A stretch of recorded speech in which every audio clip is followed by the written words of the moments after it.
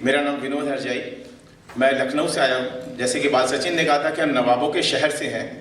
एक चीज़ मैं और कहना चाहूँगा, यहाँ चिकन खाया भी जाता है, चिकन पहना भी जाता है। दोनों चीज़ें खाई जाती हैं और पहनी जाती हैं। मैं कॉर्पोरेट लाइफ से ही म्यूचुअल फंड इंडस्ट्री में आया था, अपने विल से आया था, मैंने VRS लिया था वहाँ पर।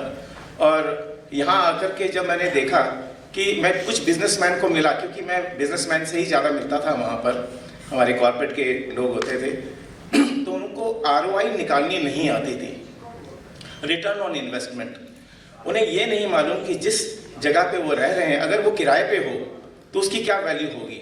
अगर उसको निकाला जाए, अगर 3 महीने का अगर दे रहा है कोई आदमी, उधार दे रहा है, तो उसको वो अपनी SIP अपने पैसे को 3 महीने के लिए वेस्ट कर रहा है वो।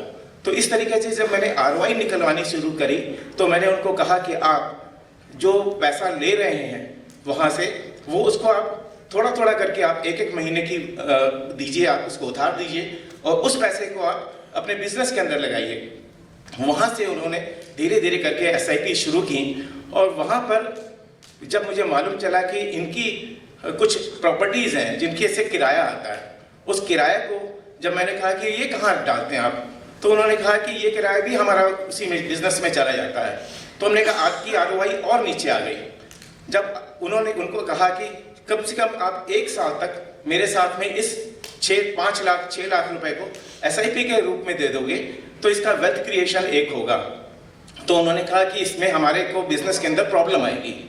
मैंने उनको बताया कि आपकी कोई प्रॉब्लम नहीं आने वाली, अगर प्रॉब्लम आएगी तो वी विल स्टॉप। धीरे करके उनका जो SIP की बुक है आज 10 लाख रुपए की हो गई है और 10 लाख रुपए की SIP पिछले 8 साल से चल रही है। मैं ये बताना चाहता हूँ कि अपने बिजनेसमैन फ्रेंड्स को, अपने बिजनेसमैन कस्टमर को जरूर बताइए कि उनकी ROI कैसे कैलकुलेट की जाती है। दूसरी एक और इम्पॉर्टेंट चीज़ है कि वो कभी भी उस इन्वेस्टमेंट को एसेट नहीं मानते। उनका मानना है कि ये इन्वेस्टमेंट है। जिस दिन वो एसेट मानने लगेंगे, उनकी बहुत सारी FDs आपके पास में आ जाएगी और ये हो रहा है। अब उन्होंने मानना शुरू कर दिया है कि ये एसेट है और इस एसेट को ग्रो कराना है। तीसरी एक और इम्पॉर्टेंट चीज़ कि उस पैसे को जहाँ पर वो बिजनेस कर रहे हैं, 1 या 2 चीज़ों के अंदर बिजनेस करते हैं। मैंने उनको बताया कि आप जब म्यूचुअल फंड लेते हैं तो कम से कम 40 कंपनियों के अंदर आप इन्वेस्टमेंट कर रहे हैं और 40 कंपनियों का बिजनेस कर रहे हैं। तो आप ये समझिए कि जब भी आप एयरपोर्ट पे बैठे होते हैं तो कोई पूछे आपसे कि क्या बिजनेस करते हो, तो बताइए कि मैं 40 कंपनियों का बिजनेस करता हूँ। Thank you very much.